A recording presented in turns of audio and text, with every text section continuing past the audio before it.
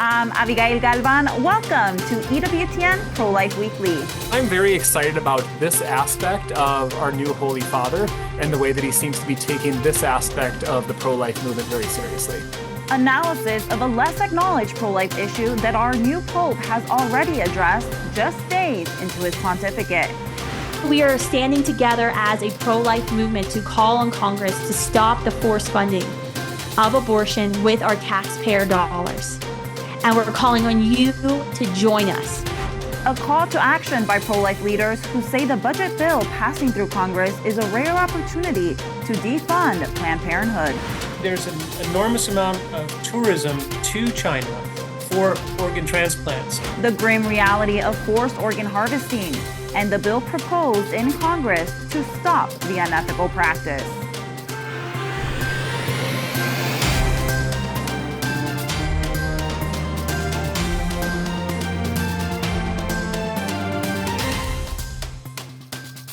Verbum Domini. Pope Leo XIV's first Mass as head of the Catholic Church, the 266th successor of Peter. The Holy Father called on the faithful to bear witness to Jesus in a world where, quote, a lack of faith is often tragically accompanied by the loss of meaning in life. As EWTN News has been reporting on air and online, this is our first U.S.-born Pope, but he also has Peruvian citizenship. Robert Prevost was born and raised in the Chicago area, but spent some 20 years as a missionary in Peru during his priesthood. Prevost's witness to life dates back to at least his college days. During his time as a student at Villanova University, he was a member of Villanovans for Life and actively took part in pro-life marches. In 2015, when Prevost was Bishop of Chiclayo, Peru, he posted a photo on X from the March for Life rally in the city with the caption, "Let's defend human life at all times." That same year, he expressed opposition on another life issue, capital punishment, posting on X that it's time to end the death penalty. During his time as bishop in Chiclayo, Prevost reportedly opposed the government's plan to add gender ideology to school curriculums, according to the New York Times. One expert says Pope Leo has already addressed an often overlooked aspect of the pro-life movement in taking the name Leo. One thing that's really encouraging to me under our new Holy Father is that he's already been emphasizing an aspect of the pro-life movement that I think goes underappreciated by some people. And that's this idea of the dignity of human work. Pope Leo XIII also had a pontificate during a time when human work was threatened at that time by the Industrial Revolution. Pope Leo XIV has already gestured that he's taken the name Leo, in part because he sees a similar threat to human dignity in the fact that during our current age, AI and other similar technologies are threatening the dignity of human work in a way that's similar and comparable in some ways to what was going on in the Industrial Revolution. So I'm very encouraged by this and hope that Pope Leo XIV, in addition to being a proponent for other aspects of the pro-life movement, will continue to lean on this aspect of the pro-life movement because I think it's a really crucial thing that pro-life advocates need to be concerned with during our time. Pope Leo XIV did mention the rise of artificial intelligence and the need for responsibility and discernment around it during his first address to media on Monday. He also called for the safeguard of freedom of expression and the press. Speaking to several thousand members of the international press, he thanked them for their service to the truth and urged the media to move away from language that is often ideological and partisan and move towards language that promotes peace. Pace comincia da ognuno di noi. Peace begins with each one of us, in the way we look at others, listen to others, and speak about others. In this sense, the way we communicate is of fundamental importance. We must say no to the war of words and images. We must reject the paradigm of war. Dobbiamo respingere il paradigma della guerra. Pope Leo XIV expressed solidarity with journalists who have been imprisoned for reporting the truth, drawing applause from the crowd. EWTN has been covering all the angles of our new Pope on air, online, and in print. Be sure to check out our sister news organization's coverage on the CatholicNewsAgency.com and the National Catholic Register. A record number of abortions performed by Planned Parenthood, according to data released in their annual report. The abortion giant says that they ended the lives of more than 402,000 babies in their 2023 to 2024 report. That's an increase of 7% from the previous year. The U.S. government provided $800 million in taxpayer funding to Planned Parenthood, which is also a record high for the organization. In the report, Planned Parenthood also touted a growing patient navigation program where they helped more than 100,000 people travel across the country to receive an abortion. They even helped pay for that travel, providing some $3.4 million for transportation, hotel rooms, food, and childcare. For the first time in all of those years, we have the greatest chance to take $500 million out of their coffers. House Republicans are set to pass a budget reconciliation bill this week, and pro-lifers are calling this moment a once-in-a-lifetime opportunity to officially cut taxpayer funding of abortion. The Energy and Commerce Committee unveiled a draft budget earlier this week, which included a measure to defund big abortion, a move praised by the SBA President Marjorie Dannenfelser. On Monday, she and several prominent pro-life leaders, including Students for Life President Kristen Hawkins and 40 Days for Life founder David B. Wright, to name a few, held a webcast on Monday in a call to action. They are asking pro-lifers to contact their legislators to urge them to support pulling taxpayer funds from the abortion industry. Does our voice make a difference? Absolutely, it makes a difference. Don't let anybody tell you it's impossible. Is this a long shot right now? It may be, but it's the best shot we've ever had to strip $699.3 million of taxpayer funding from Planned Parenthood. The House is expected to vote on the bill on Friday before it heads to the Senate. President Trump has signed an executive order that promises to slash prescription drug prices by as much as 90%. The president has set a 30-day deadline for drug makers to electively lower the cost of prescription drugs in the U.S. He wants drug makers to offer U.S. patients the lowest price paid for a drug in a peer country, known as the most favored nation price. Trump claims Americans fund roughly 75% of global pharmaceutical profits by paying 3 times the price that other nations pay. Starting today, the United States will no longer subsidize the health care of foreign countries, which is what we were doing. We're subsidizing others' health care. Countries where they paid a small fraction of what for the same drug that what we pay many, many times more for. And will no longer tolerate profiteering and price gouging. The Department of Health and Human Services has 30 days to set price targets. A bill aiming to crack down on the practice of forced organ harvesting in China has passed in the House of Representatives. The Stop Forced Organ Harvesting Act of 2025 was introduced by Catholic Congressman Chris Smith from New Jersey. Representative Smith says the Chinese Communist Party is killing tens of thousands of young people, Uyghurs, and Falun Gong practitioners in China to steal their organs. These are the kind of atrocities that are analogous to the Nazi Germany when they were doing horrific experiments on individuals. And now we have a situation where they're taking these organs. This legislation would grant new sanctions on individuals involved in the practice of the involuntary removing of organs. The penalties range from blocking entry into the U.S. and revoking visas to fines and prison sentences. Just last year, the Chinese government issued new protocols and guidelines on organ transplants, part of which states that people cannot be coerced or forced into donating their organs. But as we see from the legislation proposed by Representative Chris Smith, illegal harvesting is still a concern. Dr. Joseph Meany from the National Catholic Bioethics Center joins us now to further discuss this issue.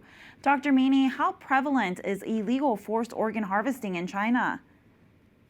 It seems like it's a rather massive problem. So there's an estimated 20,000 organ transplants that take place every year in China. Half of those happen in military hospitals, which have access to prisoners. And, in the past, China openly used transplanted organs from prisoners. Since 2015, they said that they no longer do this. But actually in China, there's a very small percentage of people who are willing to donate their organs. So it doesn't seem like the organs are being sourced ethically. Also because the wait times are very, very short for getting an organ in China, which wouldn't make sense if they were relying on just normal donations as opposed to forced donations. And can you tell us how many people are involved when they are taking these organs? How complex is the process? Yeah, so they have a nationwide network of individuals who will be sourcing those organs, who will be communicating with potential recipients.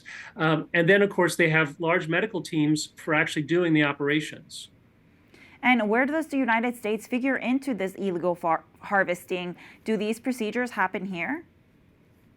So the process in the United States is, very difficult to obtain illegal organs. And so what ends up happening, of course, is that individuals who don't quite qualify or have been on the waiting list for a long time will go abroad to countries that don't have such strong procedures to prevent, illegal harvesting. And so that ends up being the transplant tourism industry, which plays into the fact that, people will be then obtaining these organs illegally and from individuals who hadn't ethically donated them.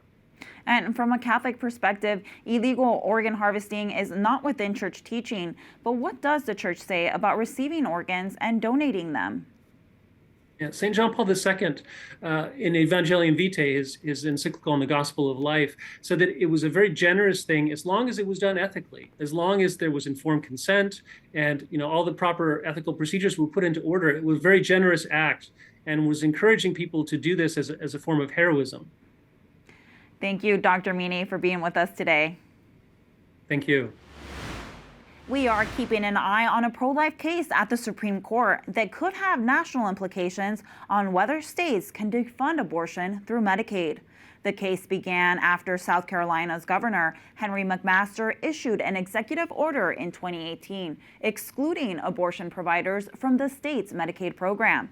In Medina v. Planned Parenthood, justices will decide if Medicaid beneficiaries have the right to sue if they are blocked from seeing the provider of their choice. A pro-life case that Supreme Court justices rejected to hear earlier this year focused on so-called buffer zones around abortion clinics. Pro-life activists argued that the zones restrict freedom of speech. The zones, which exist in several cities across the U.S., remain in place.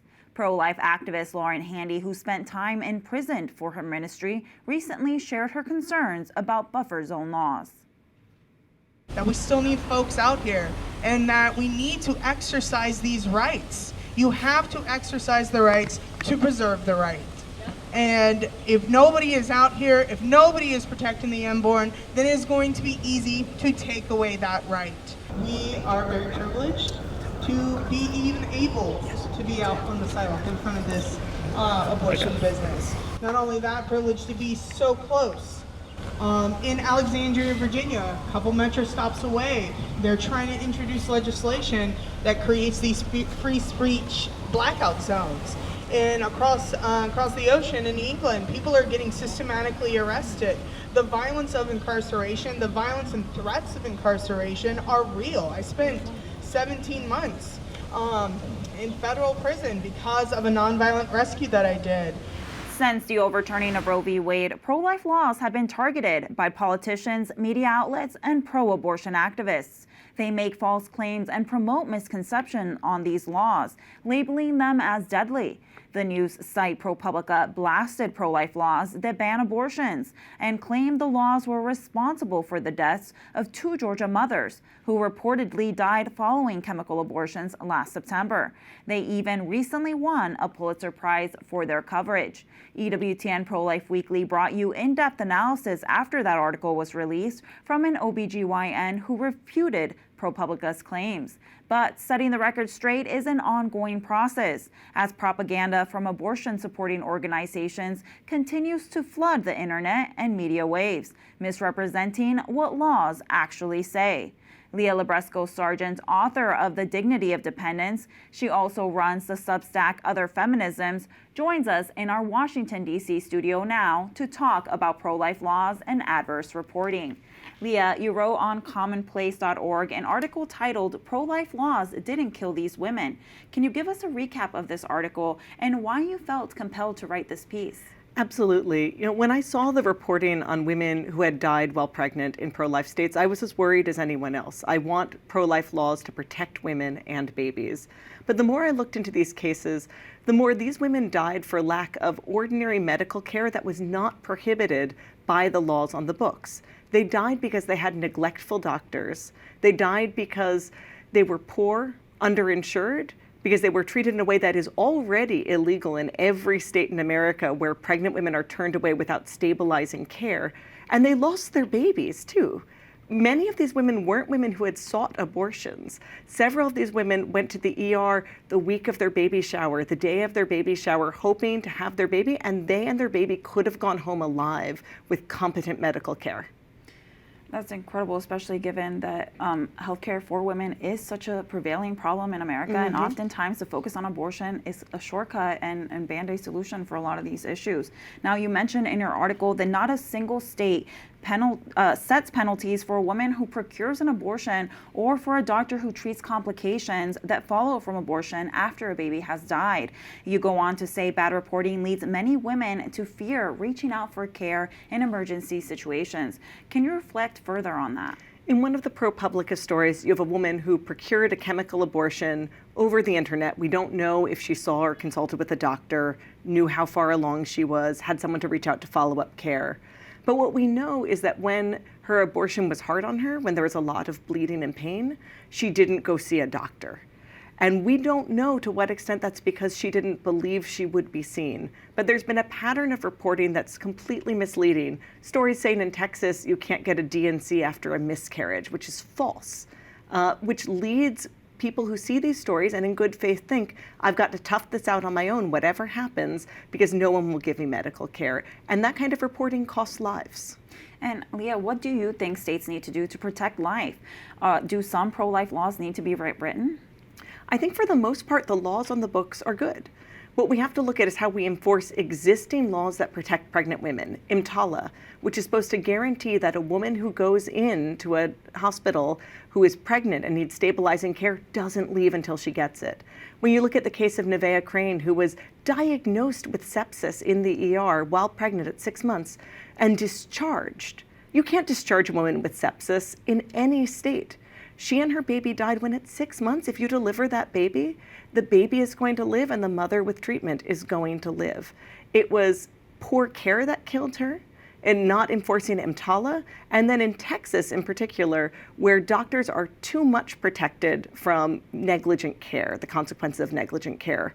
Her doctor only could be sued if his bad treatment of her was willful and wanton, even if it fell far short of the standard of medical care. Her family hasn't been able to get justice because they need a legal standard under which doctors who treat women like trash can be held accountable. Leah, do you think doctors are hiding behind these laws? Absolutely. In some of these cases, these doctors had mistreated women long before there were pro-life laws on the books. Doctors tend to treat, not all of them, but doctors who work in hospitals that treat vulnerable women, underinsured women, places where the hospital isn't going to get paid very much, often try and get them out the door as fast as possible. And without an advocate there for them who knows their rights, without someone to kind of put the fear of God into that doctor, it's easy for a doctor to treat a woman briefly and poorly and then say, well, my hands were tied. And briefly, what else can you add? I think the thing that's important to remember is that some of these women's stories have been used in a way that it's pretty clear they would not have wanted. They don't want their stories of their deaths to be used to tell poor women your best option is abortion because a doctor may mistreat you and endanger your life. Nevaeh Crane's family is trying to get justice for her, not abortion access. Yenny Glick, who was covered in The New Yorker as a maternal mortality death, told her mother that if it came to choosing between her and the baby, she wanted her mother to tell the doctors to save the baby. The injustice is not that she wasn't allowed to kill her baby against her will. It's that the doctors didn't prioritize her or her baby when they easily could have gone home together. Yeah, thank you so much for being with us, and thank you for the way in which you stand up for the truth, as our Pope has been encouraging reporters to do. And thank you for remembering those women's names and for all the work you do to advocate for them. Thank you so much for having me. Coming up, speaking up for those without a voice and the most vulnerable. Louder! Highlights from marches for life on opposite sides of the world. Those stories when we return.